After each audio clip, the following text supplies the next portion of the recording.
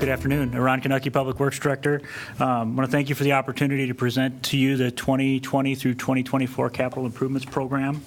I want to thank staff for their help in pulling together the pictures and graphics that you're going to see this afternoon.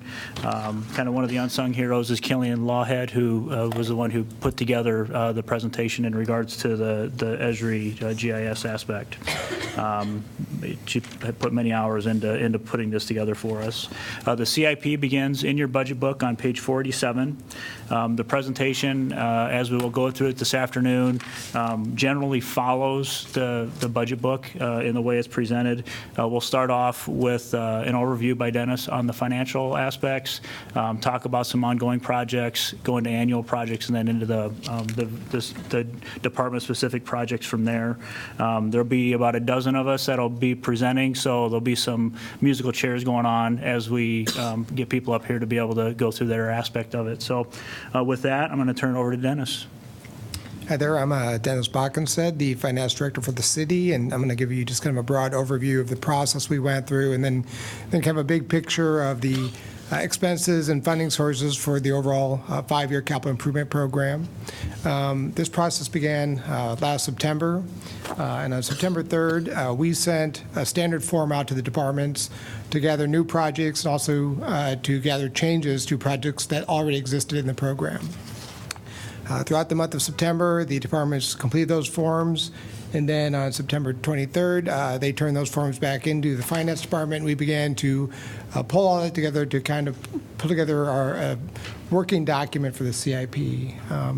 There was a committee made up of department heads and other staff, and we went through those projects and the overall program, and through the month of October, we had several meetings, and from that, we produced a kind of a operating or draft CIP. And then November, we went through, in October and November, we went through the remainder of the operating budget. And then in early December, we pulled that capital improvement program in together with the operating budget and meshed all of those things together. And then just before Christmas time, we released the combined operating budget and CIP to the council and to the general public. And then today, you'll get a chance to go through that CIP.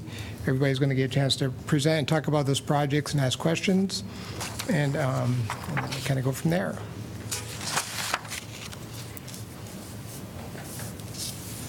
Just to give you an idea about the size and scope of what's in the capital improvement program.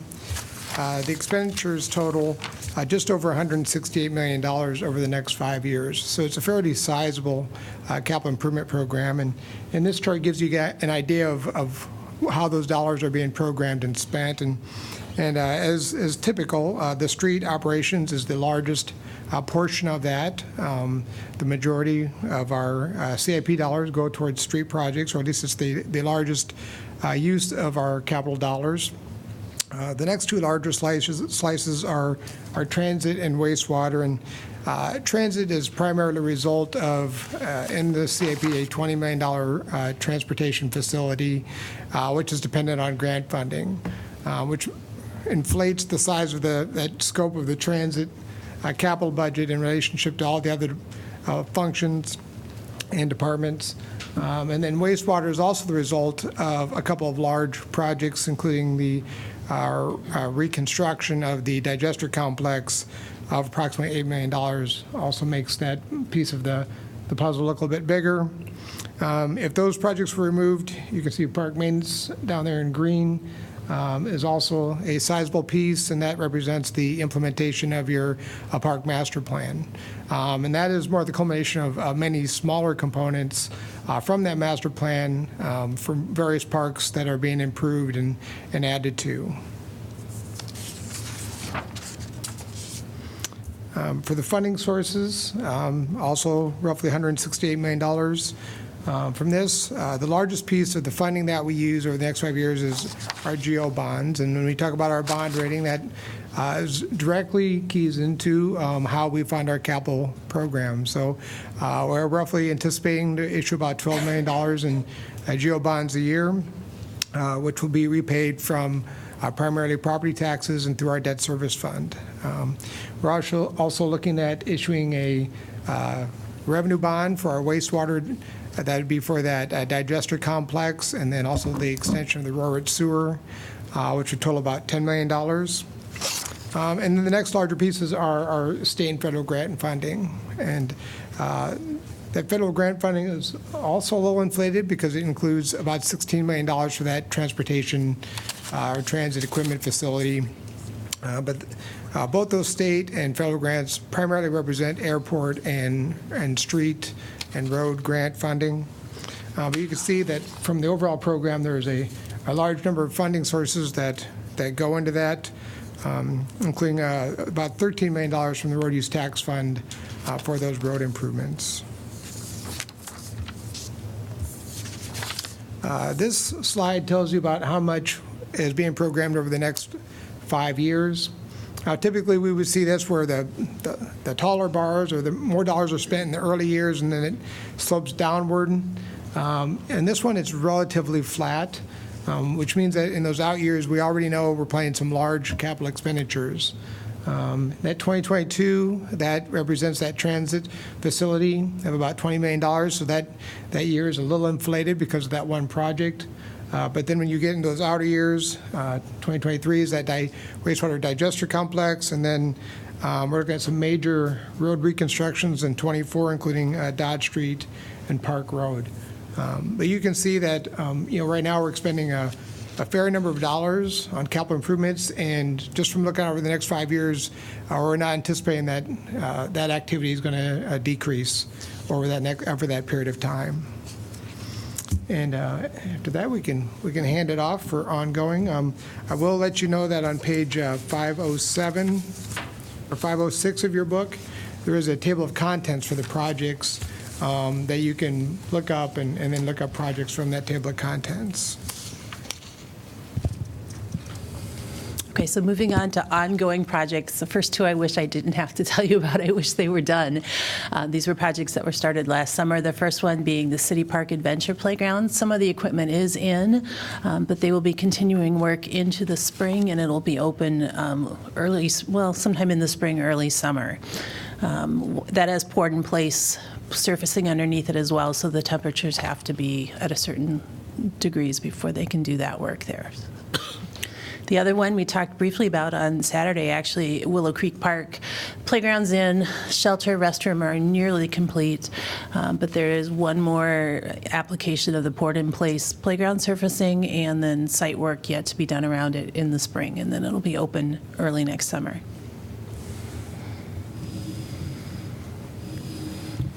For the 2019 asphalt resurfacing, we have the equipment parking lot that needs to be finished up, and I think that's the major piece that's left on that project. The Idlewild drainage study, we're still working through final plans for the pump station, which will be an add alternate to that project, but generally the drainage way improvements, that the final plans there are completed. Public Works facility, as you can see from this photo, that we are occupying the building. Down there we have some final punch list items that need to be completed. Riverside Drive pedestrian tunnel. This is a project we have the plans that are finalized.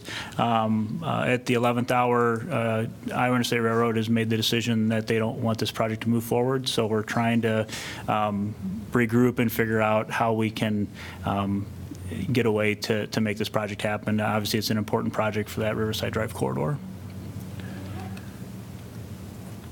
Burlington Street and Madison intersection improvements. This project was just bid through the DOT and will be constructed this summer. McAllister Boulevard Extension Project. This, our plans and specs are on for approval at tonight's council meeting. So this will be construction this summer.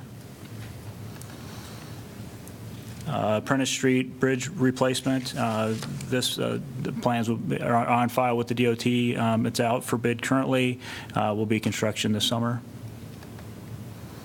And then the West Riverbank stabilization, that project is under construction. We're waiting for river levels to go down to be able to finish up the riprap placement along the retaining wall that was built. Iowa City Gateway is also punch list items. So we're in the process of working with PCI to get those items completed.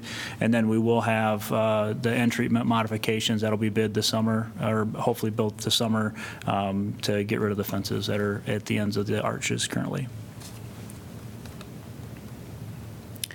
Gilbert Street intersection improvements, punch list items. We have some footings to remove and some concrete to remove and some replacements to go on there. All right.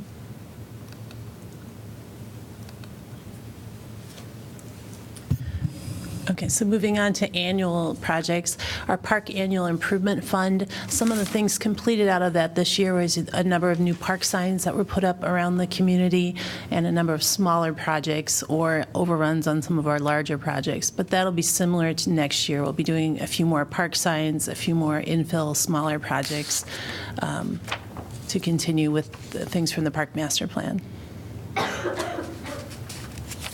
The ADA accessibility improvements, we are working our way through those, and we're getting there. We have a few more parks coming up. We did not get any done this summer, so those will be added to next summer. You have the Park Master Plan sheet in front of you, and it shows which parks are coming up next summer. Annual rec center improvements. We have combined this so that both Robert A. Lee Rec Center and Mercer Scanlon Rec Center are now out of the same fund, and this is a certain amount of money each year. Nothing specifically large-scale planned for the next year. We have the racquetball court and restroom project happening soon at Robert A. Lee. This will be other smaller ones after that. A new one, the contracted tree planting, $100,000 a year. Excited about this. A number of sites that were identified in the tree inventory will be likely sites for these tree plantings. And that goes along with the 2 new forestry staff that are in the operating budget to help make this happen.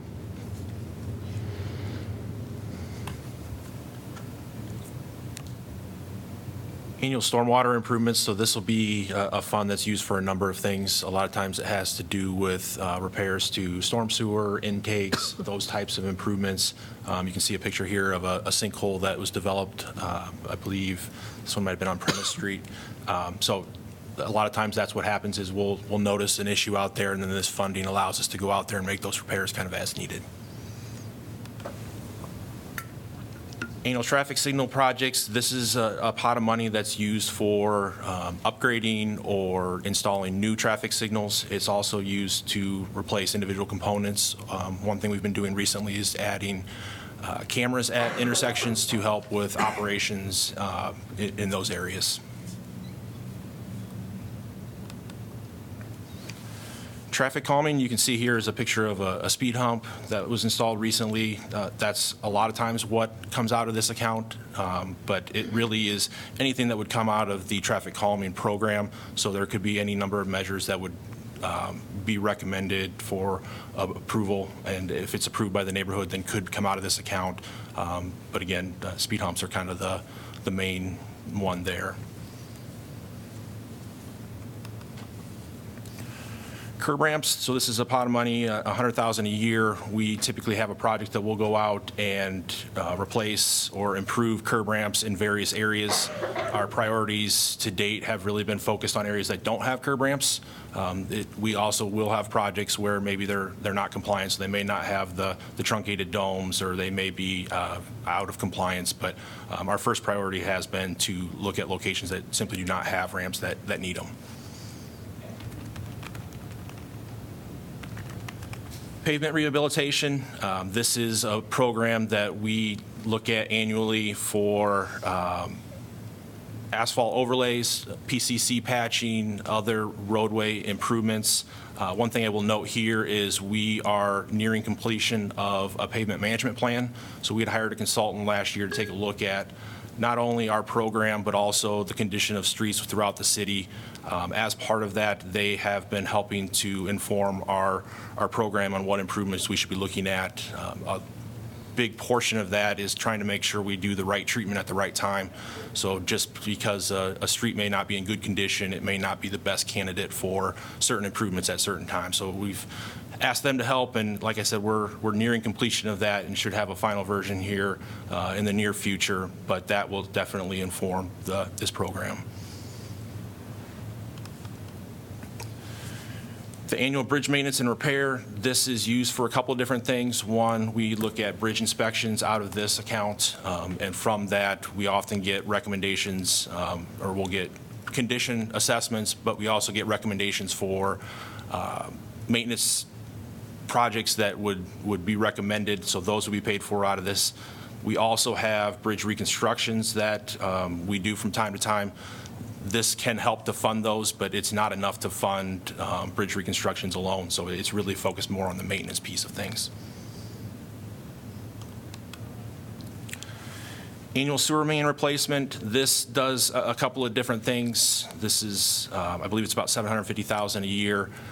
We look at sort of spot repairs, so it would be areas where we have issues with sanitary sewer, whether it's sags or collapse or whatever it might be. It's also something that we do for our sewer lining project. So every year we go out and kind of as a preventative maintenance look at locations where sewer lining makes sense. It's a lot more cost effective and basically extends the life of the sanitary sewer. So that comes out of this account as well. Bicycle master plan, we'll have Kent Ralston come up and talk a little bit about that. Thanks, Ron. Kent Ralston, Transportation Planner. Good afternoon. What you see before you is a line item in the larger CIP for the Bike Master Plan. For those that aren't aware, the City Council approved the first standalone Bike Master Plan back in the summer of 2017. And at your seats, it's a little hard to read there, but at your seats should be sort of a mini capital improvements program that exists within the larger capital improvements program. Lots of good projects happening in 2020. Just a few I'd like to touch on. I believe there's 7 total projects that would be completed if staff has its way in 2020. The first is the addition of bike boulevards on Governor Street between Burlington and Bowery. Bike boulevards on Prentice and Bowery, which is in conjunction with the Prentice Bridge reconstruction that the Public Works Director mentioned earlier this afternoon. A 4 to 3 lane conversion on Keokuk between Highway 6 and Sandusky, which I think will be a really important piece of the Bike Master Plan. That'll be similar to what was done on Madison Street just this last summer, where we take the existing 4 lanes, transition it to a 3 lane section, and then add bike lanes. A couple of other sort of important projects that are also in that area are the addition of bike lanes on Southgate Avenue and bike boulevards in Sandusky and Taylor. So it really creates sort of this network between Weatherby Park and the Iowa River Corridor Trail on Gilbert Street, which will be really nice. Also important projects would be the addition of bike lanes on Dodge Street from Burlington to Kirkwood. So in addition to what happened this last summer with bike lanes on Dodge Street, if we get this project completed this year, you'll be able to ride a separated bike lane all the way from essentially Prairie du Chien down to Kirkwood, which would be a nice addition for the community. And then 2 bigger projects that I think will be touched on later this afternoon are the McAllister Extension Project, which includes bike lanes as well as a 10-foot separated wide sidewalk. And then also the reconstruction of American Legion Road, which also includes bike lanes as well as a 10-foot separated sidewalk. And what you'll notice, I think, through a lot of these projects is we used to have a policy where on arterial streets we added 8-foot wide sidewalks, and through the Bike Master Plan we're now increasing those to 10 feet wide to accommodate bikes, strollers, dog walkers, and so on. And I'd be happy to answer any questions that you might have. Kent, what does a bike boulevard translate to? So that's a good question. It could be several different things, but primarily it's going to include wayfinding, signage, as well as pavement markings.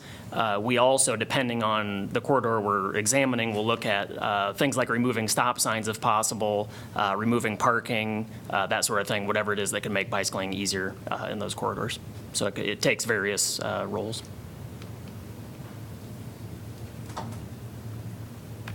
Thank you. Thank you.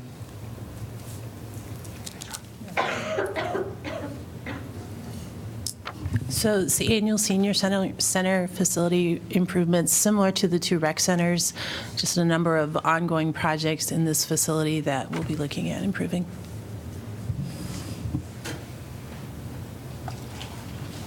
All right, so the next section we'll hit on would be the airport.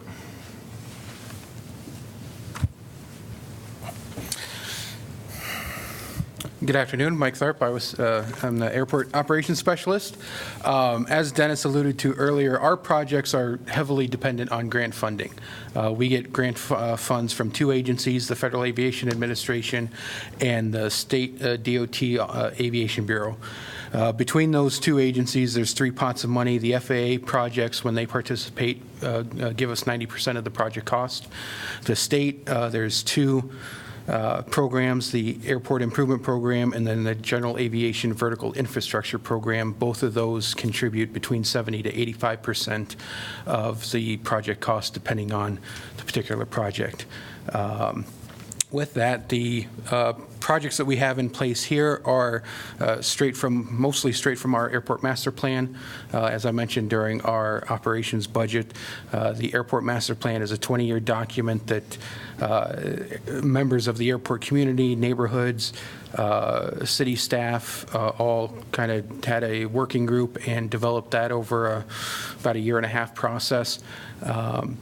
And then that gets blessed by the FAA as essentially the roadmap of how we see the airport developing over the next 20 years. The first project on the list is expansion of the airport parking areas.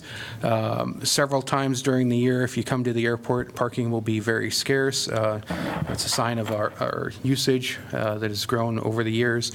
When we host large events like the pancake breakfast, or even if we host community events like we've done the ICAT annual meetings, things where we can encourage the community come out and see the airport along with something else, parking does become an issue.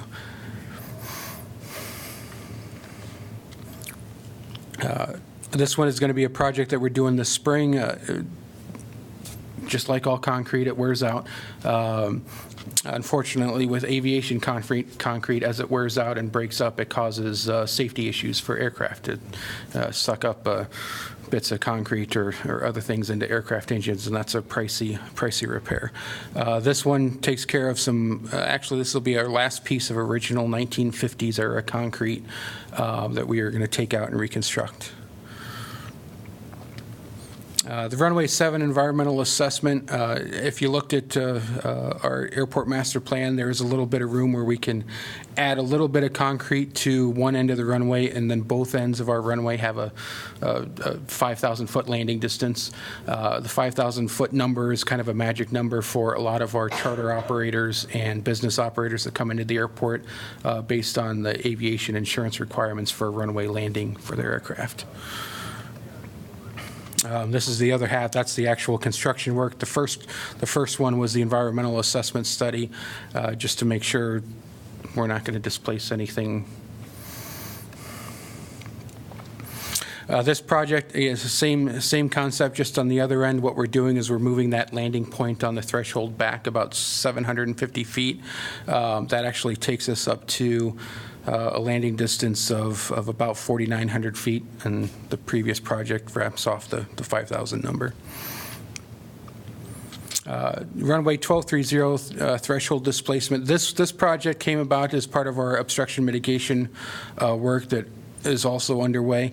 This is kind of the tail end of it, where we kind of shift the runway to the southeast just a little bit. That alleviates a lot of the issues we have with airspace going over the neighborhoods to the northwest and tree growth into the approach pass. Self-serve fuel expansion and kiosk replacement. We've kind of got two issues here. Both of them are actually pretty good. The main one with the fuel expansion, we're going to add a second storage tank for Jet A fuel. That's a byproduct of our activity. That will give us 24,000 gallons of storage. Part of that is usage. Part of that is also changes with the rules of delivery and supply transportation of fuels and things that the DOT has made on a national level have impacted how reliable some of those suppliers are. So the year before, several airports in southeast Iowa actually ran out of gas for a while because we couldn't get, Iowa City was not one of them, but they couldn't get fuel supplied to them appropriately, and we're trying to stave off that as well with our activity. The kiosk readers, the current readers that we have are not really able to accept credit cards with chips in them. They're just straight magnetic strip readers, and the rules with those cards are the liability is going to be transferred onto anybody operating those for cases of fraud, and we're looking to upgrade those so we can not have that issue. Airport apron expansion project. This one is just adding more parking area for aircraft. If you've seen the airport on game days or even non-game days on occasion, we do get some large aircraft that come into the area, and a couple of them, we can park them, and then they take up about a quarter of the ramp space. So it does limit what other aircraft we can handle at a given time. The FAA has a number of formulas, but they also have one based on our aircraft traffic, how big of a parking area we can have, and this meets that definition.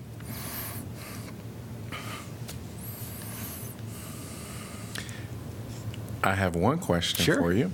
I couldn't tell from the picture if where you were redoing the concrete, if it was in the middle of the runway, but what did you do if you were repairing concrete in the middle of the runway? How does that affect your operations? For work on the runway, I mean, we'd have to close the runway for a particular period of time to do it. There are quick concrete curing methods of doing patchwork, so it doesn't delay, or it doesn't take that long to reopen a runway. The area that we're reconstructing here is actually right outside the terminal. So what's going to happen there is we phase it such a way so that we do about half the project at a given time, and then everybody else has access to that other side of the parking area. Okay, thank you. Thank you. Thanks.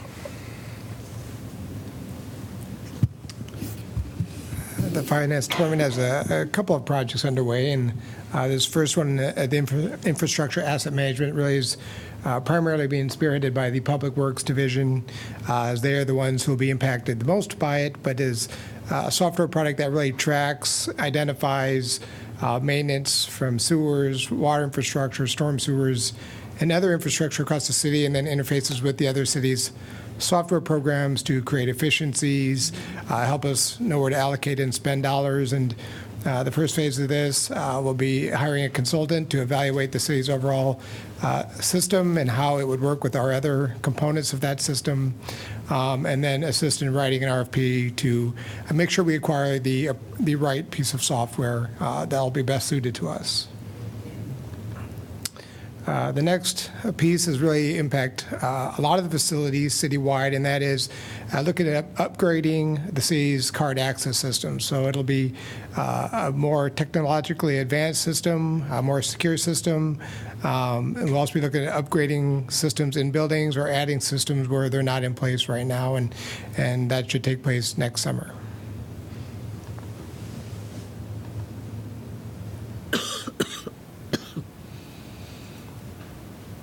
Good afternoon, John Greer, the Fire Department.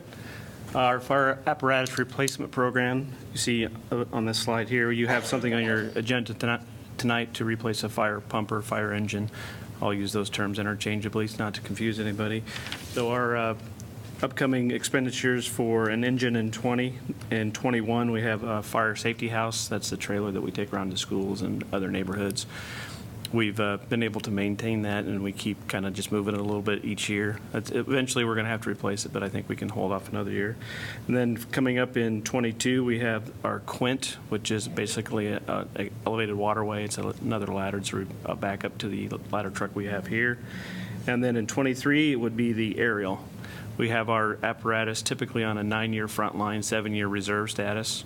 The Quint, we're just going straight, no reserve, and the ladder is the same. So, questions about apparatus?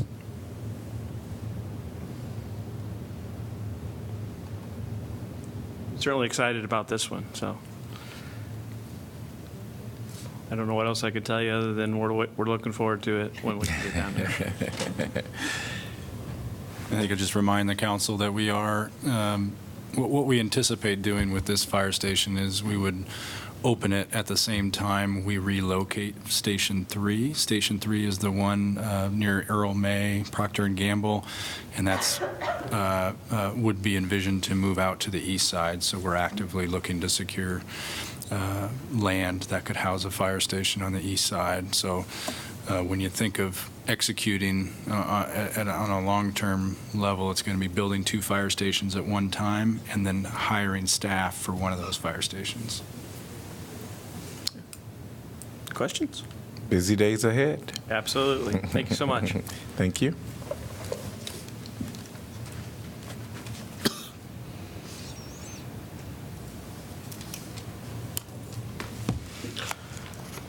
Hi again, I'm Ellsworth with the library, and we just have one pretty straightforward project in the books, replacing the carpeting and certain furnishings.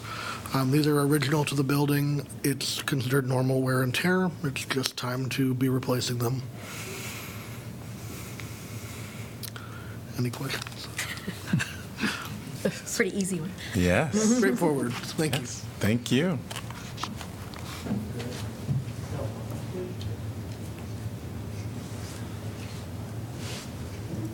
You all are doing self-introductions today. Tracy Heishi with Neighborhood Development Services. We only have one item. It's the permitting software that I mentioned at our NDS budget. So it's our permitting software. We've had the same software for about 20 years, so we're excited about the new functionality we'll get with the new system. And we hope we can complete install in spring of 2020. Awesome. Thank you. That is it, right? Yep. Okay. All right, I have a few. Julie Seidel-Johnson, Director of Parks and Recreation. Once again, I refer you to the Park Master Plan page that you have in front of you. Most of these projects follow through on the 2017 Park Master Plan. We've been making great progress through that plan, and this budget shows a lot more. First of all, though, we have City Hall. We manage government buildings, so our staff oversees the maintenance and repairs of City Hall, the Senior Center, and a couple other city buildings.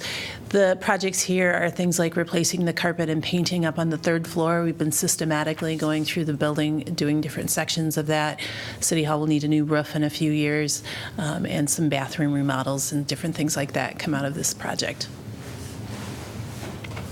Cemetery road asphalt, just simply repairing the roads that go through the cemetery so we have access to the different sites within the facility. Intracity bike trails is smaller infill projects as needed to provide connections and when we have an opportunity to add small sections of trail. The Palisades and Stonebridge Park development, this was previously just called Future Parks Development. We have 2 particular sites we're looking at, one more on the north side, the Palisades area, and then Stonebridge Park is what you see right there behind that bridge. That's I'm going to get this right, Lower West Branch Road. There is an old stone bridge back in those trees, and that land we've just will become parkland, and that would allow for development of that area around that stone bridge. The second one, there's a second stone bridge in Court Hill Park, and it's all from a previous railroad expansion that didn't happen, but it's kind of interesting. We have 2 historic bridges in our park system. Weatherby restroom, shelter, and playground replacement. We held the neighborhood meetings for this project last summer. We're underway with design development and playground selection for this. It will be bid out this spring for construction next summer. It will replace the shelter, the restrooms, and the playground area, and they will shift a little bit. The shelter will move closer to the parking lot for easier access. The playground will have a larger area and a swing area and a playground area, and then the shelter will match our master plan design shelter as we have at Willow Creek, Creekside, Happy Hollow, some of those. What will that mean for accessibility for the park this coming summer? It will be under construction most of the summer. We do intend to try to keep the splash pad operating, and you'll have access to the gardens, the sport court. The splash pad will have probably portable restrooms out there, but there will probably not be a playground, and the area with the shelter and restroom would be fenced off during the project time.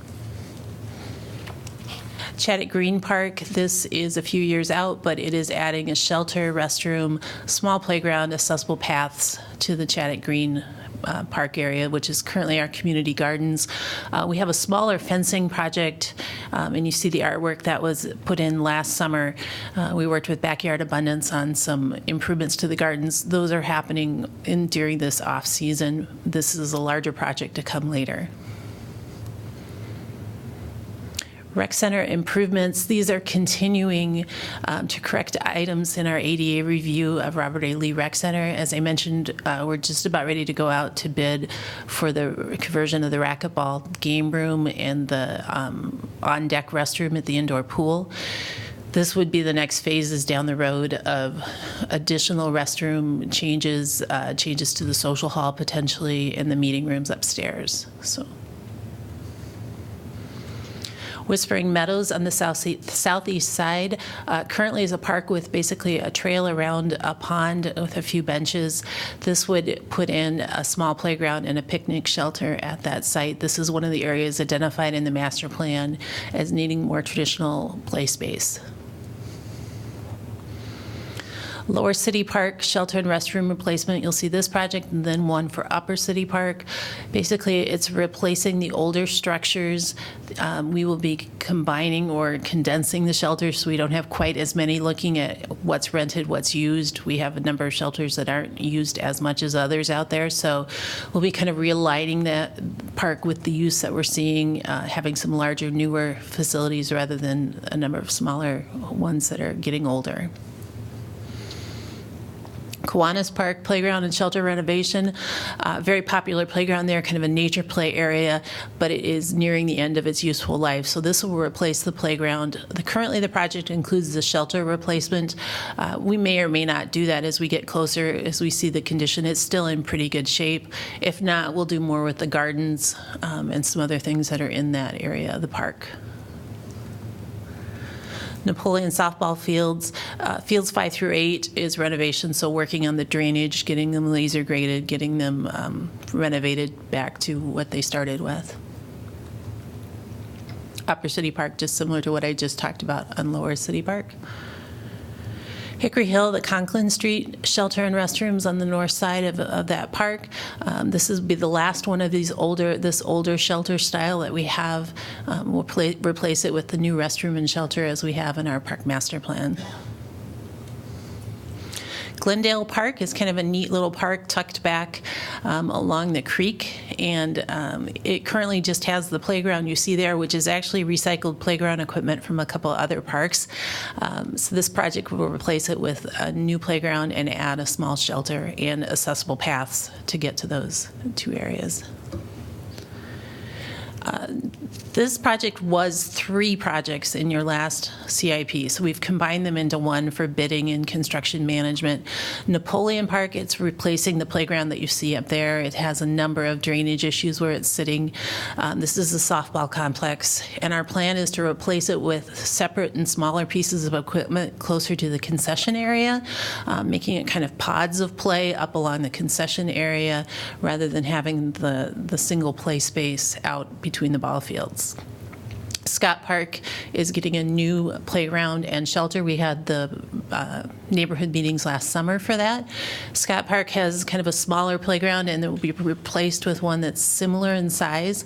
It will be to the south of the current playground, and the shelter will be in the same general location, just a little bit further away from the residents that neighbor that park. So in that case, the construction will happen over the summer, but we'll be able to keep the current playground and shelter open until the new ones are in place. So that's kind of an ideal situation there. And then Fair Meadows Playground, we are not touching the splash pad at that park either, or the restroom, but we are getting a new playground, and it will move to the west of the splash pad, so it'll have access off the actual parking lot for that park, which comes in from the north side. Right now, we're kind of down in a low area on the very northeast corner of it, so that will change, and the shelter will move a little bit to the west and replace it with and that one is more of a small child playground area because of the location next to Grant Wood, which has 3 playgrounds at the elementary school. Court Hill Park Shelter and Replacement, this is the one that has the other stone bridge, and it's actually it's kind of hidden down there, but it's right by this playground. So this replaces this playground and the shelter right next to it. Court Hill Park currently has 3 shelters in it. We will probably look at consolidating that to maybe 1, or maybe 1 and 1 small one at the time, based on the use that we're seeing there now. Mercer Park, if you remember last year, we had a new boiler and HVAC system put in. This is the second part of that project. This is tuck pointing on the building envelope, and then a dehumidification project inside to help extend the life of the systems that we've already put in, as well as the building itself. It just needs, it's at that point of 25, 30 years where it needs some TLC for the outside envelope. The next one would be the Robert A. Lee pool filter and HVAC system. You'll notice that all 3 of our pool systems are getting to the age where they're going to need repair and replacement down the line. That is why we have that in the operating budget we talked about on Saturday, the master planning for recreation and recreation facilities, to look at the 3 aquatic centers, to really prioritize this and other projects that are needed to keep the swimming pools operating, and to really find out what the community wants to see in the swimming pools in the future. Happy Hollow, we've done a lot of work in this park recently, are just about ready to bid the refurbishment of the basketball court. This will be the playground replacement, so just the playground at this one. Terrell Mill Skate Park, replacing the skate park, upgrading it. We've got a couple designers really interested in coming back into town. They were college students here that played on their, is that the right word? Used the skate park during their time. And we'll get a new design and get this replaced. Mercer Ball Diamonds, we will soon be doing some master planning along with the school district on the Mercer Park fields, including the school district uses Field 1 as their high school field at this point. But we'll have an analysis done of the other fields and to help us prioritize renovations there, things like lighting, or field number 4, we've talked about rotating it to a different, so the sunlight hits it differently and you can play differently on it. Some more to come on this, but Hunter's Run, this is replacement of the playground and shelter. You can see it's older equipment here. Once again, I think it was recycled from another park at one time. This gets it on the schedule to get it replaced. A trail section down on Highway 6, Fair Meadows to Heinz. I think anytime you go down there, you see people walking this section without a trail. It's an area that has a lot of pedestrians that needs access, so we're excited to get this section of trail built. Terry Trueblood, Woodland and Prairie Restoration. This is a project being funded by the REAP, Resource Enhancement and Protection Program, by the Iowa State DNR, $200,000 grant, so it's actually completely covered by the grant. It'll be work down in the lowlands to the west of the park, so between the river and the lake area. We had a group of university students do some master planning and analysis of that a few years ago. That'll be the basis for some of the work that's done in there. It'll be restoration of the wetlands, the woodlands, and some of the prairie areas. Reno Street Park, renovations to match with our master plan, so shelter, accessible paths in this one, and playground. Event facility improvements. Yes, it's time to start thinking about Terry Trueblood not being our newest facility anymore.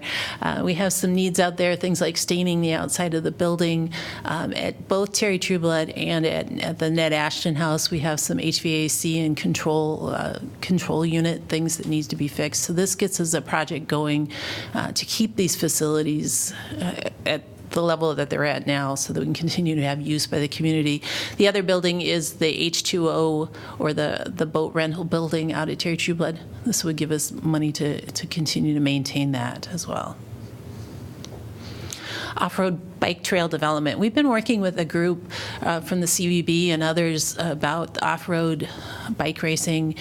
We think we've got some opportunities soon for some land to build an off-road cycle area. This would give us money to do that, to build this single-track bike area. And then the Ped Mall playground. It seems like it's not that old, but we're having trouble getting replacement parts. It's nearing the end of its useful life, and so we're plugging it in to get it replaced in a few years.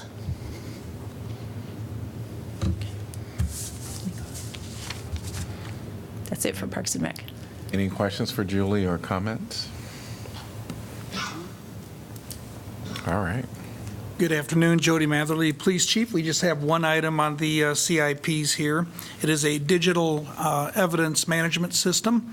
Our officers take in hundreds, if not thousands, of digital evidence per year at various locations, excuse me, throughout the city, and they come in all different formats. So presently, as you can see on the left side of the screen there, we have to burn that to DVD disc. It's enveloped, it's cataloged on paper, and it's physically stored. So this will allow us to move to the right side of that picture, which is simply to digitize it all, keep it digitized, and submit it into a system where we can categorize it, retrieve it with ease, and then distribute it later on to county attorneys or whoever needs it. That will cut down on $5,000 to $10,000 in man hours per year, we're estimating, and it'll also meet nicely with our climate action plan to reduce physical storage, but also to reduce waste. Any questions? Okay, thank you. Thank you.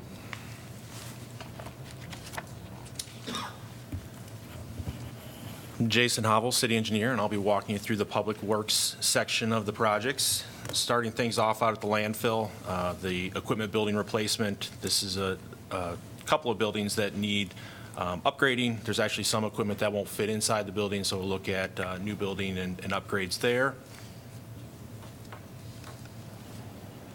Compost pad improvements. With the increase we've seen in composting, this is an area that gets a lot of work. It currently isn't in great condition, so this will go through and replace a lot of the potholes and other issues with the surface there. It'll install a hard surface for them to work off of.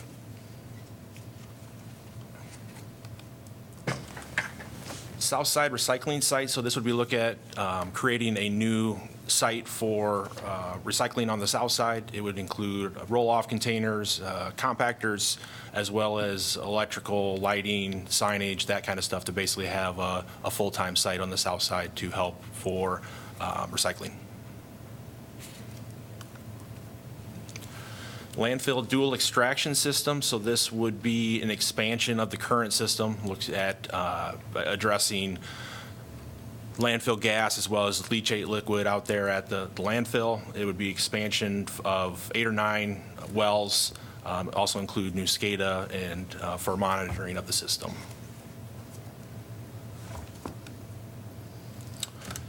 The fully automated curbside collections trucks, this is for 2 vehicles.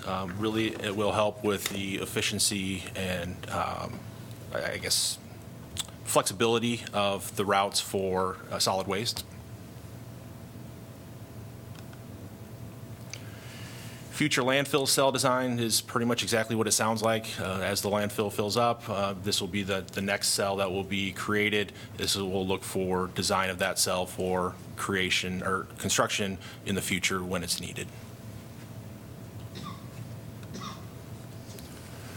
Organics grinder upsizing, so this will be replacement of the current equipment. Essentially, it will be upsizing the unit, and so with that, the current reserve is not enough to fund that, so this is basically making up the difference to purchase a new and larger piece of equipment.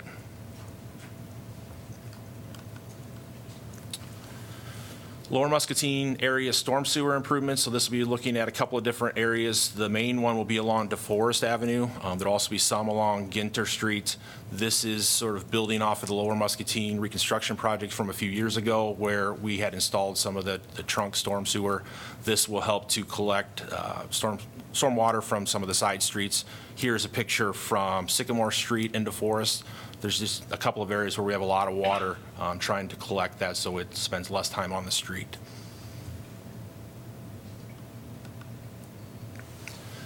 Along those same lines, the North Westminster storm sewer upgrades, this is an area where we have, again, some localized flooding, so it would be look at making some storm sewer improvements in that area.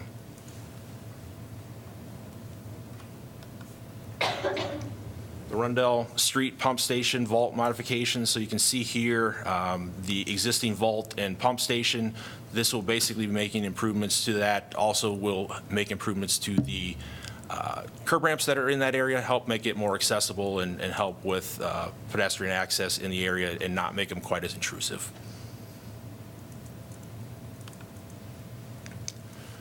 River Street storm sewer improvements. The main thing here is this is an area where we actually have an open ditch, so it will help to install storm sewer in that area. It's an area where maintenance is kind of an ongoing problem, and so hopefully it will help to address that. We also will be looking to install sidewalk in the area when that project is complete.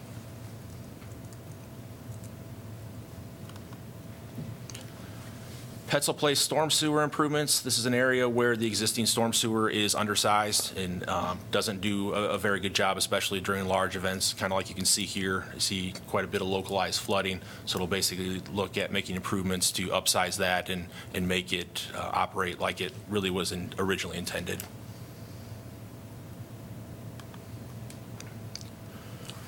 Court Hill Stormwater Facility restoration. This is a stormwater detention basin on the east side of town. It's one that's become overgrown. Maintenance has become an ongoing issue with the intakes being plugged, and so it will look at basically going through, cleaning that up. There's also some overgrown trees that are impacting some of our manholes in the area. So basically just kind of cleaning it up, making it so that it's easier to maintain. In the end, it will likely be adjacent residents that will be maintaining it. So basically puts it back to a condition where they can maintain the area. Sand and salt storage bunkers. This is out at the new public works site. This is our items that were originally included with the public works site project were removed due to budget concerns. So looking at adding them at a later date. Not only would it be for sand and salt storage, but they could also be used for storing other materials such as topsoil during the non-winter months.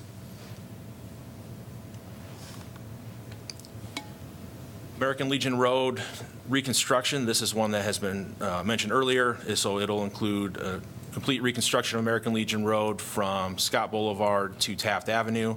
The biggest change here is we'll be going from the existing rural section to an urban section. So instead of ditches, we'll have curb and gutter, storm sewer.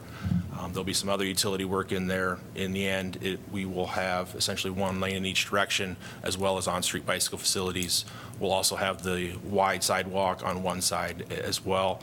A couple other features for this project, we will be constructing a roundabout at American Legion Road and Scott Boulevard, as well as a pedestrian underpass that will be installed near the Hoover School.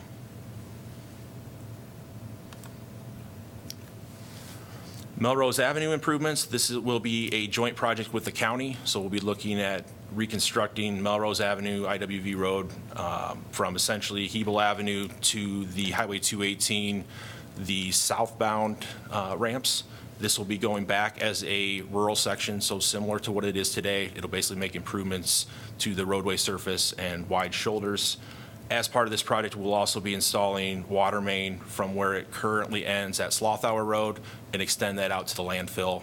The landfill currently does not have access to city water, so that will provide access to city water to the landfill.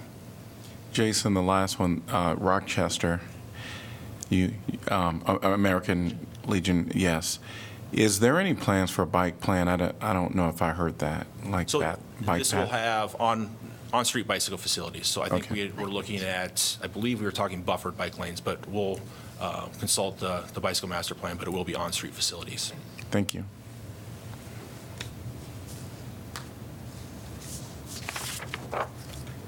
Dubuque Street reconstruction, so this would be the block from Washington Street to Iowa Avenue. This would be building off similar to what we had done for Washington Street. It'd be new streetscapes, sidewalk, roadway, that, as well as utility improvements.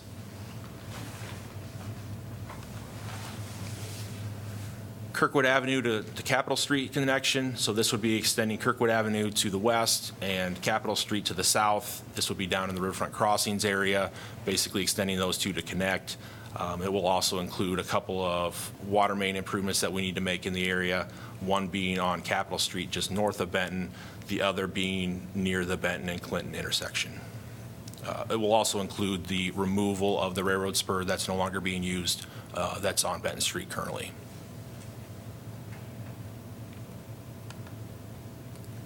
First Avenue and Scott Boulevard intersection improvements. This is one we just wrapped up a study kind of looking at recommended treatment for the intersection.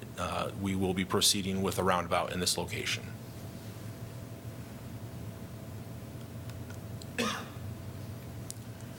Court Street reconstruction, so this will be from Muscatine Avenue to First Avenue. This will be a complete reconstruction, so it would be street, sidewalk, utilities, all of that. For that section.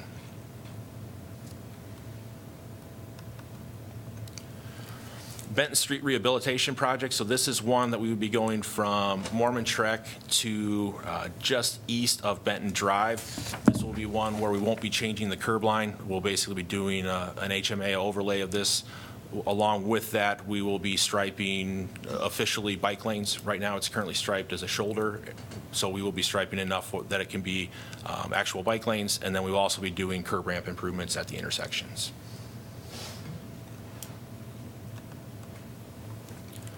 Second Avenue bridge replacement. This will be more or less a replacement of the existing structure that's in need of replacement. With this, we will also have some water main improvements kind of crossing the creek there, as well as installation of sidewalk in that same area.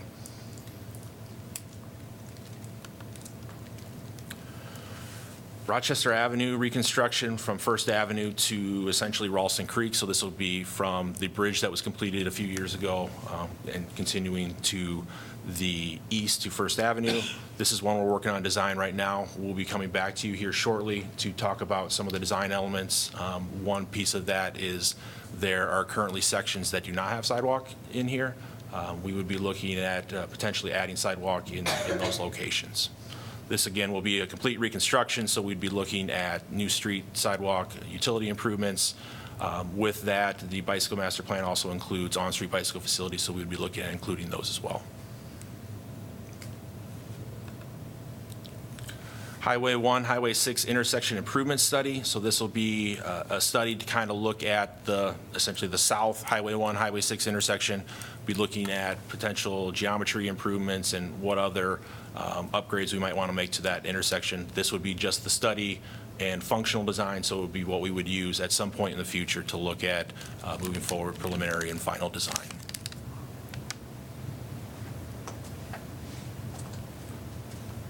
Dodge Street reconstruction from Governor to Burlington Street. This is going to be a big one. This is one we're working on finishing up the functional design right now. So this will be, again, complete reconstruction of Dodge Street. This will be a joint project with the DOT, so there will be some cost sharing there, so that's a good thing. But again, it will be all new pavement, sidewalk, utility work as well, so a complete reconstruction of this section.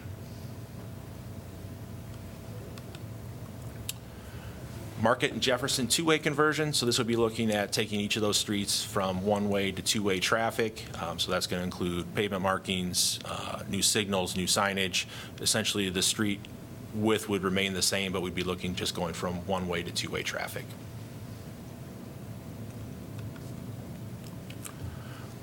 Orchard Street reconstruction. So this is the section from Benton Street to the south to Highway 1. This would be looking at essentially all new street pavement. We'll also include some water main work kind of south, I guess it would be south of Douglas Street. basically between Douglas Street and Highway 1.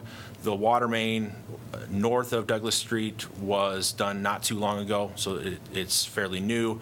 There's also a wide sidewalk on the west side that we would leave in place, but we'd be likely looking at reconstruction of the sidewalk on the east side.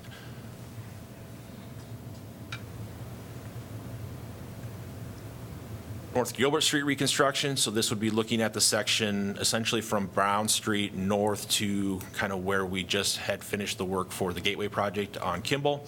Again, this would be new street, we'd be looking at sidewalk possibly on both sides. I think that's where we would start, but we'd be looking at street sidewalk as well as utility improvements.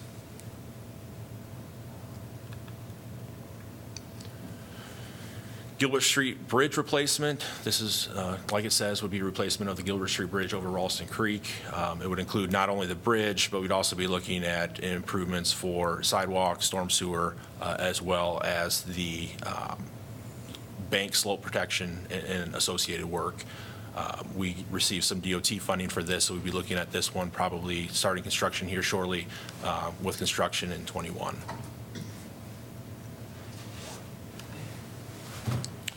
Gilbert Court Sidewalk Infill Project, this is one where we get requests pretty frequently. So this would be essentially installing sidewalk where there's kind of gaps in sidewalk right now on Gilbert Court. And it would be in the area north of Highland Avenue.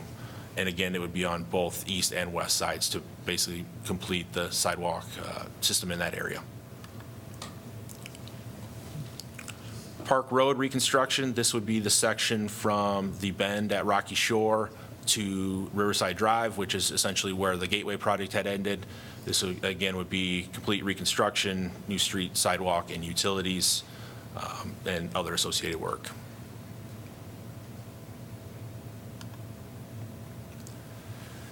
Taft Avenue reconstruction, this would be just for the section from American Legion Road to Lower West Branch. You can see in 2023, there's $1 million. That would be essentially for the design of the project. So this would be just design money with construction anticipated in a further out year.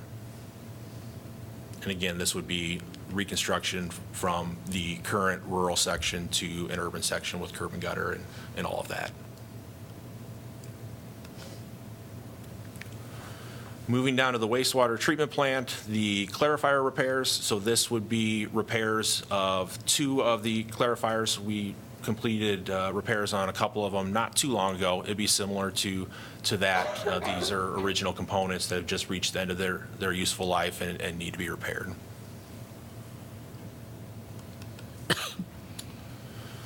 Scott Boulevard trunk sewer. So this would be extension of the trunk sewer from just north of the Iowa Interstate Railroad, kind of east of Scott Boulevard. It would be extending it up to American Legion Road.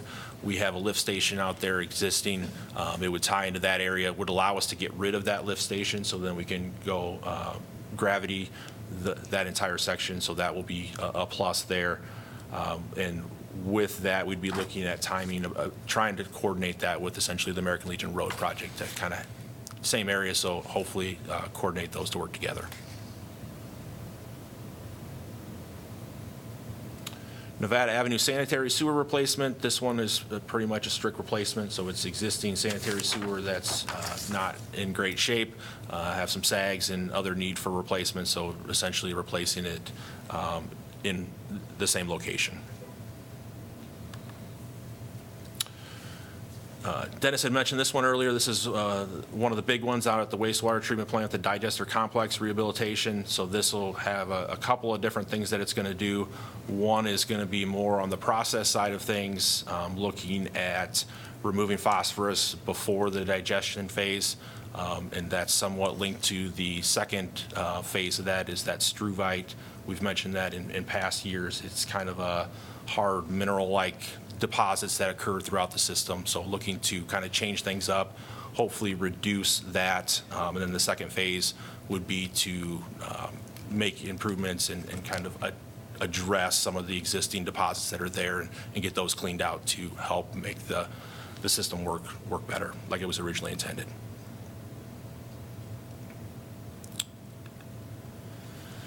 The influent rake and screen replacement, so again, this is just looking at replacing original equipment that is at the end of its useful life. This is one that has been becoming more of a maintenance issue, so it would be essentially just replacing the existing equipment. The Hawkeye Lift Station rehabilitation, so this will be essentially making improvements to the lift station that's there just kind of west of Mormon Trek Boulevard.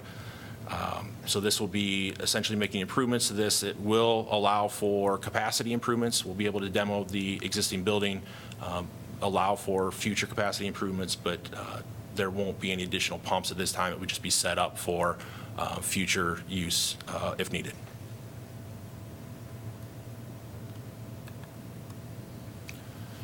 The Raritt South Sewer, so this would be extending sanitary sewer along Abbey Lane, so over near Mormon Trek. This would extend sanitary sewer under Highway 218 and allow for future development on the west side of Highway 218, especially in the Carson Farm area. This will include a couple of different things. One would be essentially upsizing of some existing sanitary sewer that's out there, and then extending new sanitary sewer the rest of the way under Highway 218. Jason, if I can jump in here and give you a break to take a drink of water or something. This is an important project for council to think about because you're opening up a very large area of development with this project. Currently, it's just not really feasible for a developer to build south of Raritt Road there because the cost of getting that sewer through 218 is quite high, as you can see. Before we get to 22, 23, what we need to do as on the planning end and with Tracy's department is update the comprehensive plan over there and really figure out what we want that neighborhood to be, what types of public facilities we need in that area. I mentioned Saturday, do we want to consider rec center? We need to talk to the school about any school sites that they may want. So there's a lot of planning that needs to take place. And then, obviously what you're doing with the South District form-based code, we hope that what comes of that would be able to be applied to this area too. So there's still quite a number of variables, and that's why you see this project out a few years, but understand that your staff is going to be working pretty hard over the next few years to get us to the point where once the sewer's in, you all and the public feel very comfortable with what's going to come after that. Do you know the ballpark number of acres that this opens up for development? I don't. Do you? Okay. That's okay. I recall the acreage for the Carson Farm is about 200 acres, but it'll serve more than that in the drainage area. Okay. Thank you. Jeff, did you mention on Saturdays, was this the area where there's potential for an additional park once this is? Correct, yes. I think we would look at a potential park site here. Current plans show a large stormwater, regional stormwater detention basin in here, so you could think of a park that incorporates that. Part of the planning process we need to go through is analyzing whether that regional stormwater basin is still the best path forward, or if there's some other stormwater management techniques. But yes, I could see, I wouldn't be surprised if the school district wanted a site out here, and it could be an opportunity for us to look at a Mercer Park Southeast type of collaboration. And will the county be consulted at all? Because this looks like it's abutting the county as well. Yeah, so this would be an area that we would have to annex in to the community.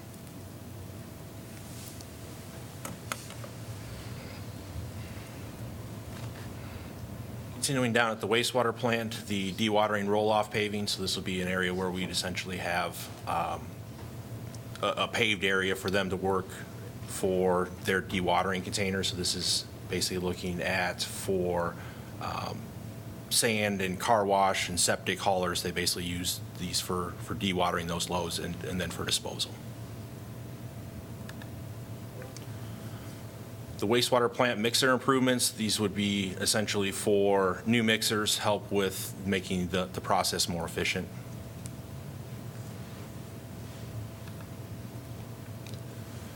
Biosolids conveyor improvements, again, just improvements to the existing system, help it operate better and make it more efficient with their operations.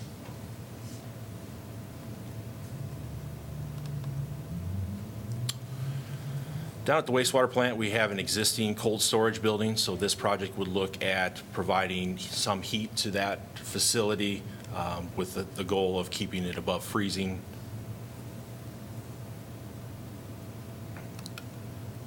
Similar to that, this would be, the new cold storage building would be construction of a new facility, similar in size to the cold storage building that's down there now. The difference here is it'd be mostly just covered, so that the sides would be open, but it would be a covered facility.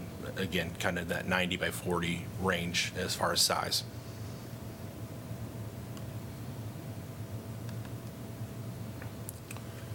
Fifth Ward sanitary reroute, so this would be an area down off of Dodge Street. This is a section that currently kind of cuts diagonal through the neighborhood. It goes under a few different structures. There's been some issues in the past with some sinkholes under structures, so this would look at realigning that sewer to be more within the right-of-way and to get it out from underneath those structures. Benton Street trunk sewer improvements, similar to the Fifth Ward. This would be another one where we'd be moving the sanitary sewer into the green space, making it easier to maintain in the future, as well as upsizing some of the main near Emerald Street.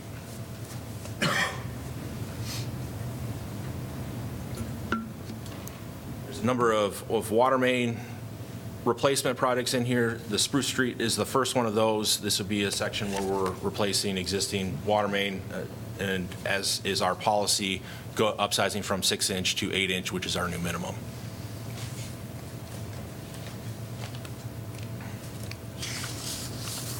Bradford Drive water main replacement is along those same lines, again going from the 6-inch to 8-inch.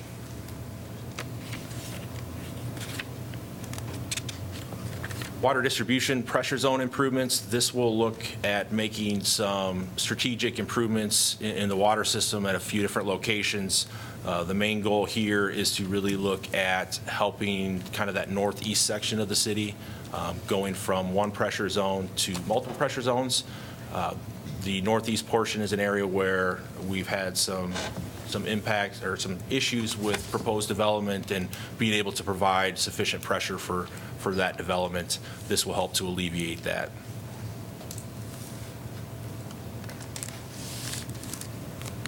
Jordan Well rehabilitation. So this will look at removing and reinstalling the Jordan Well located up at the water treatment plant area.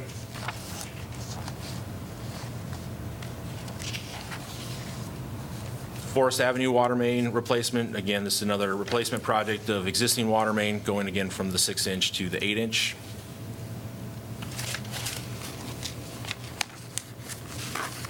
Collector wells 3 and 4, the rehabilitation of those wells, again, up at the water treatment plant. This would be looking at addressing some of the laterals for those wells, as well as rebuilding of the pumps within those wells.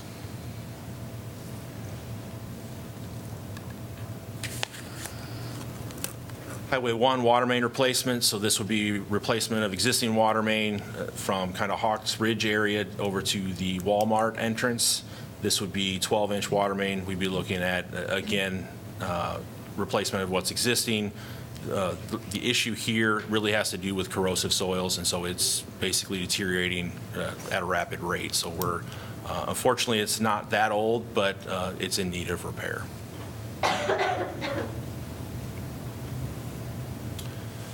High service pump VFD replacement. So this would be the variable frequency drives of our high service pumps, basically replacing those drives.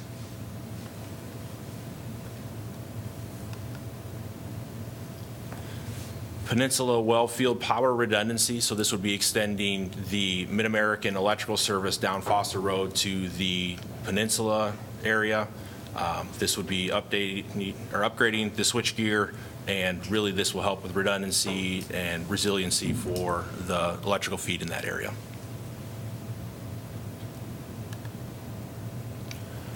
Chlorine feeder system upgrade, again, out at the water treatment plant. So this would be upgrading of the system to help with their operations.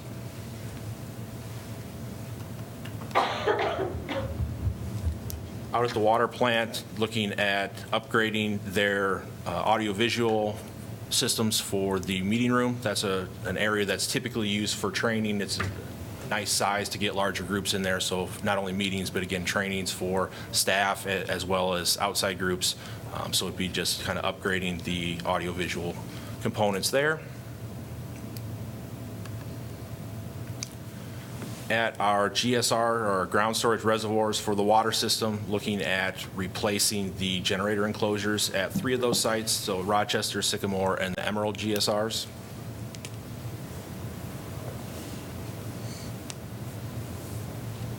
The chemical room and outdoor lighting upgrades, again, at the water plant, this would be looking at upgrading to LED fixtures.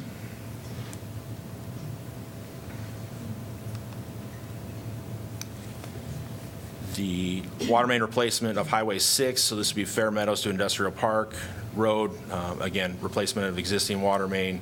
It would be this would actually be 16-inch water main that would be replaced. And that is it for Public Works. Finally. Questions? I just have a quick question. In past years, you've talked about the aging of a lot of our sewer system in the city. Where do we stand with that, or is that like a never-ending process? You've listed a number of sewer main replacements. Are we catching up, or just constant process? I mean, it's going to be a constant process. I mean, with anything, you have lifespan of these, so anything that we install, today is going to be aging as we move forward. So it will be an ongoing process. I think we do a pretty good job, especially on the wastewater side of things, of preventative maintenance and with televising and cleaning and making sure that we are maintaining those, but also we observe issues that come up sooner. On the water side of things, and unfortunately, I think a lot of times it's main breaks is how we learn about areas that are in need of repair. We do have, on the water main side of things, we have a pretty good idea of certain vintage, I think, water main that has tended to be issues, so we kind of keep an eye on those areas maybe a little bit more than others, but certainly it's going to be an ongoing process. And that's part of the importance of the asset management system. We have some of those pieces in place now, but as we develop that and can track those work orders that go along with repairs on those systems, it'll take better indicators on where we need to focus those improvements. As you look at some of the buildings and storage buildings that you're replacing, do you look at all at adding solar to them? We will as we move forward. As we've done our new building down at Streets, that will have a solar component that will be built with that. We're also doing a solar component at the Terry Trueblood Lodge also. So as we move forward, we'll be looking at solar on those facilities. Thank you. Thank you both. All right. It's transportation.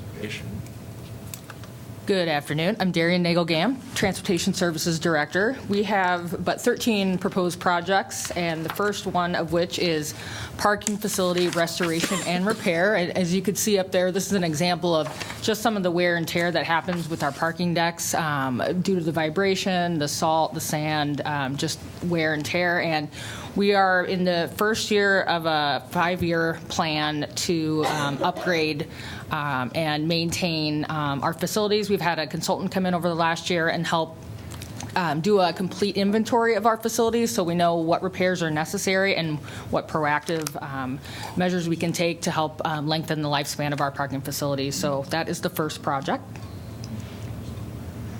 The second project is replacement of electronics in our smart parking meters. When we moved to a credit card-based connected parking meter, we knew that the lifespan would be about 10 years of the internal equipment, of the brains, the computer pieces, and we're approaching that end of that lifespan, so we're looking to upgrade that to the next generation within the next year.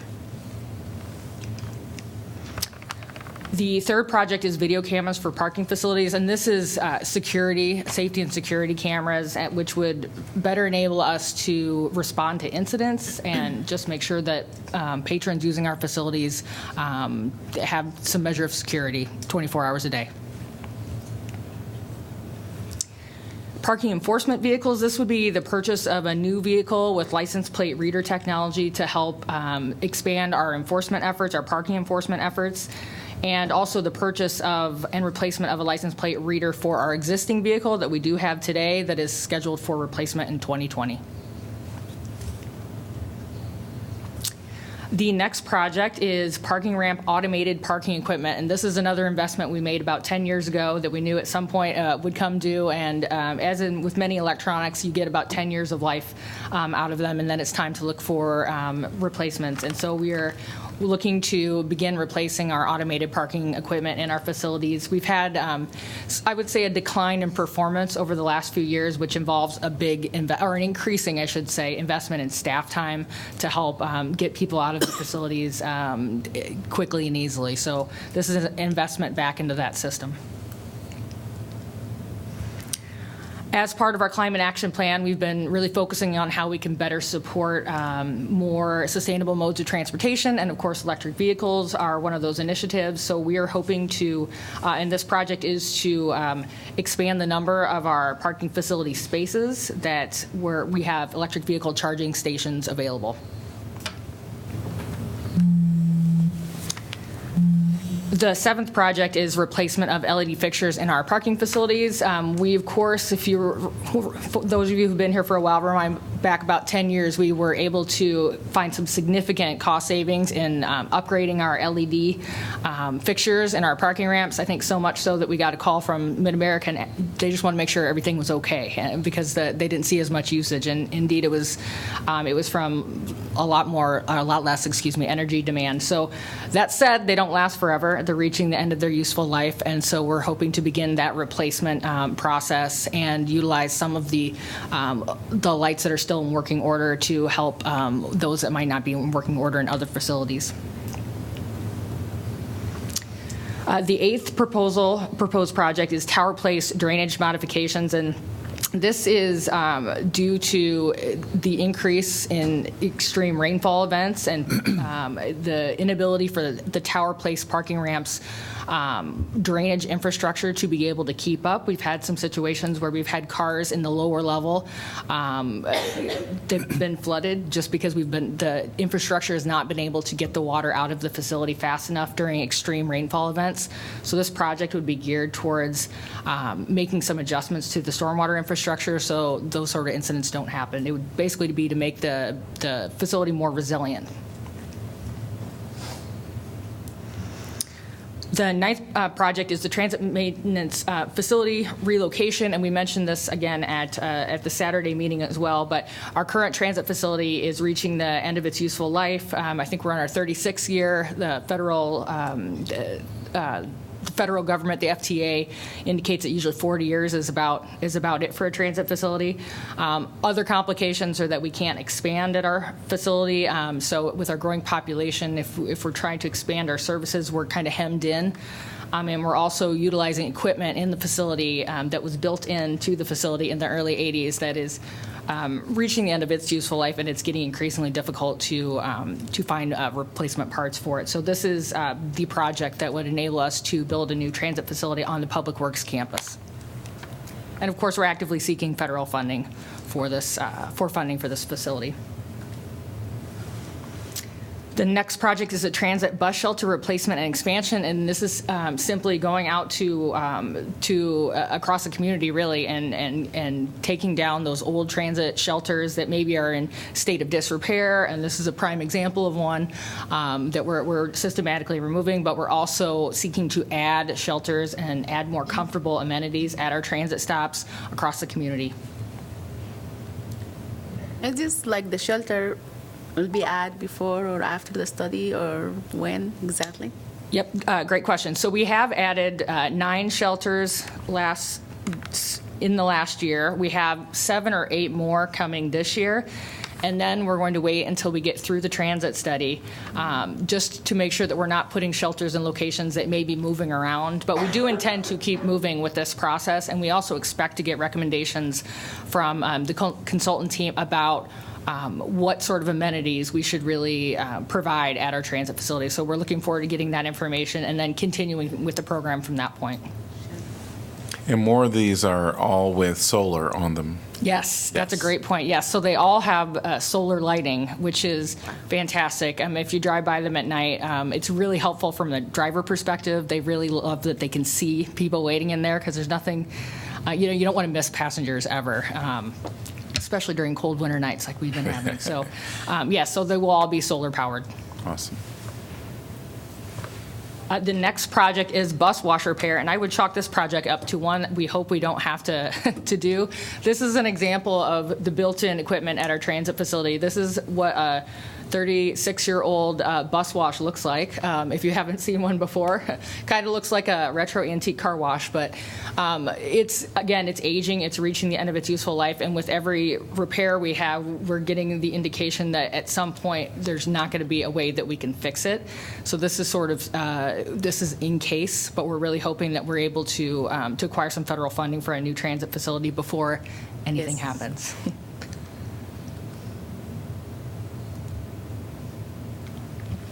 And the last project is transit interchange and bus stop improvements. And just as I was mentioning, out of the transit study, we're expecting there to be some recommendations about how we can improve our transit interchange, make it more user-friendly, make it more comfortable for our transit users, and also in stops throughout the community, so not just the transit interchange. So this is to help us maybe get a quick start on some of those transit recommendations we expect to get this summer.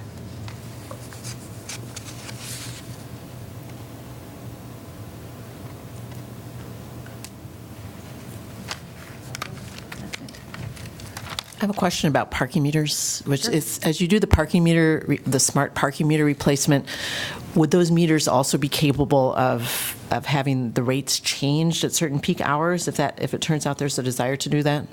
That's a great question, and that's certainly, the technology exists and is out there today, so that's certainly something that we could evaluate. I mean, I think a lot of communities are looking at demand-based parking pricing at different times of day. I mean, the university does it at their ramp facilities. So I think the technology exists, and that's certainly something that we could look into. Thank you so much. All right.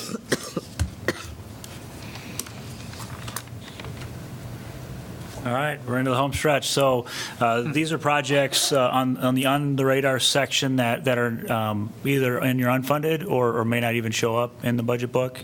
But these are projects that we feel you need to be aware of because sooner or later they may become a priority for us. So the first project is Burlington Street Bridge replacement.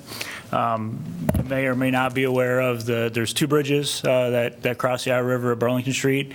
The eastbound bridge is the City of Iowa Cities, and the westbound bridge is the DOT's. So it's unique that the city would own a facility on a state route, but in this case, due to the age of that bridge, the DOT has generously left us in charge of that one. So we had the state had a grant program that they had applied for some bridge funding. We had looked at that program. It actually was a federal funding program. We had looked at that program for a combined project at this location. It was not eligible, but we still have interest with the DOT to look at combining these two bridges into one structure, and then with our help, of course, they would then take over the maintenance of that bridge in the future. Okay, so we've talked bridges, sewers, all this great fun. I mean, it's stuff we all need, but let's go back to the fun stuff for a minute. The community engagement spaces. A couple of plans that we have out there that haven't been funded. One is Lower City Park Master Plan. This was done in 2016. We do have a number of other projects happening in City Park, as you know, and those all support the concepts of this plan. But the overall plan to raise the roadway and provide some additional flooding protection has not been funded. The price tag was about 24.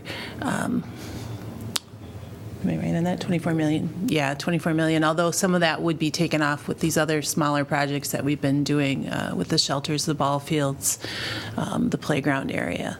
So that's out there. The next one is the aquatic facilities. We talked about this a little bit on Saturday with the recreation programming and facilities master plan to look at all 3 of the aquatic facilities to determine the best path forward. Do we need 3? Do we need different types? What are the needs and the uses desired by our community, and how does that reflected in the long-term maintenance and care of these facilities? Future public works facility improvements, as Darian had mentioned, we on our master plan, we have for space for the transit facility. Along with that, it would be a joint maintenance facility that would go with that. So equipment and transit would have a maintenance facility. As some of you are aware, we are in the process of potentially acquiring some additional land on the corner. Come and Go has made the decision that they are not going to pursue a facility there, so we're in the process of looking at that. But it opens up some more space for us at that site. Iowa Avenue pedestrian bridge. So this project, in 2003, we did a experimental project here where we did a chloride extraction of the bridge deck, which worked fairly well for about the first 10 years, but it's in the process of deteriorating right now. And so we're working with a bridge consultant to do determination of what we need to do from a repair program on this, whether it's a total reconstruction. This bridge is a joint facility, the DOT and the University of Iowa and the City of Iowa City. It's 50% DOT owned, 25% university owned, and 25% city owned. So it would be a joint project as we move forward on that. East Side Sports is another master plan that was completed about 4 years ago on the east side by the new Hoover Elementary School. The site is out there. We've had the master plan in place. We had a group, or we have a group of baseball and sports parents in the school district and others. The Convention and Visit Bureau still interested in this project. So we've been doing some updating work on the master plan, but it is still one that's out there to be funded.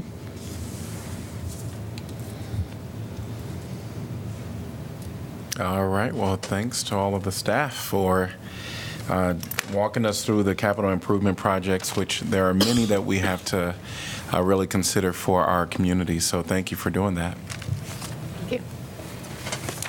Any other comments for anyone out there?